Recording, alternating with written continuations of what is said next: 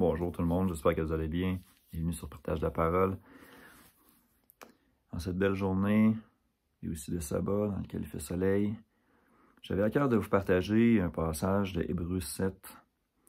Dans le verset 12, on dit que le sacerdoce étant changé, il y a donc nécessairement aussi un changement de loi.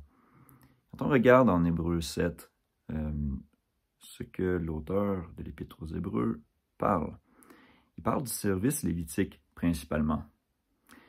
Et il dit carrément que notre Seigneur Jésus n'est pas de Lévi, mais qu'il est de Juda, et qu'il est selon l'ordre de Melchizedek.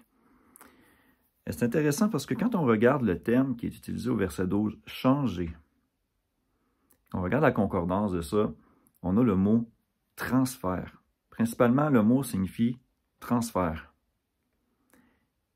Quand on prend conscience de ça, ça change énormément de choses.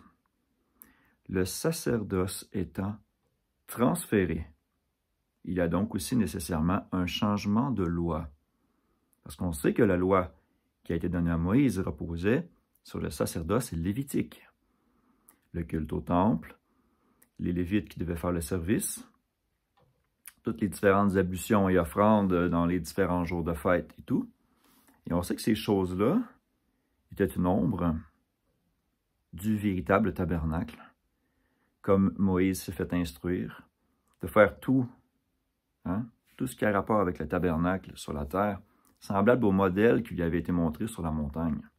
Donc, est-ce à dire qu'on aurait montré à Moïse le véritable temple au ciel? On lui aurait dit, fais quelque chose de similaire à ça, en donnant des instructions précises.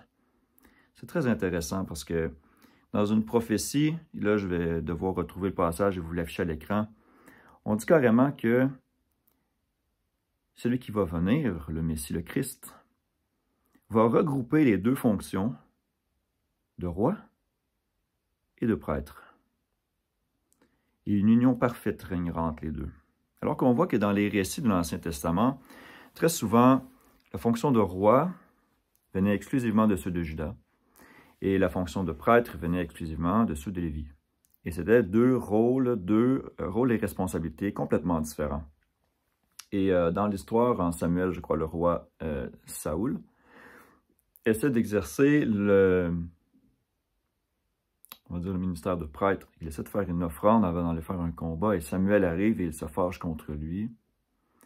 Ce n'était pas au roi à offrir les sacrifices, c'était au prêtre, dont Samuel était prêtre, en plus qu'il était prophète. Donc c'est très intéressant, parce que cette prophétie-là, de ce prophète-là, qui dit que celui qui vient, celui qui pour nous est déjà venu, mais pour la prophétie, c'est celui qui venait, allait regrouper ces deux fonctions-là ensemble. Alors, ce texte-là d'Hébreux 12 est mal utilisé. Il est utilisé pour dire que la loi a changé, donc toute la loi de l'Ancien Testament, on ne la suit plus, on n'a pas besoin de faire le sabbat, on n'a pas besoin de... Bon, mais si on dit que le sacerdoce étant transféré, ça veut dire que ces lois-là sont encore valides. C'est juste que ce n'est plus des prêtres terrestres qui officient. La nature de ces choses-là en relation avec la loi reste la même, mais la façon dont ils sont accomplis a changé.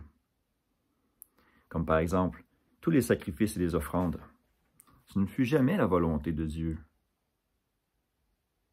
On a des passages clairs, même en Jérémie, je crois que c'est Jérémie 7, qui dit carrément « Je n'ai pas donné d'ordre à vos pères au sujet des sacrifices et des holocaustes, et je leur ai donné que cette consigne, écoutez ma voix. » Mais ils se sont retirés en arrière, ils n'ont pas voulu écouter. Donc on peut voir à plusieurs endroits dans la Bible que Dieu n'a jamais voulu les sacrifices et les offrandes, mais qu'il préfère l'obéissance. C'est ça qui lui est vraiment agréable. Et c'est ça que Christ est venu faire. Il a dit la même chose, comme on le voit en Hébreux 10, qui est une citation de Psaume 40.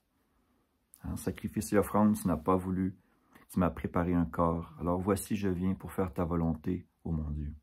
Dans le rouleau du livre, il est écrit de moi. Ce n'est pas exactement dans l'ordre. Et quand on va voir cette référence-là en Psaume 40, on voit qu'il y a une petite différence de mots. On dit « tu m'as ouvert les oreilles » dans le texte massorétique.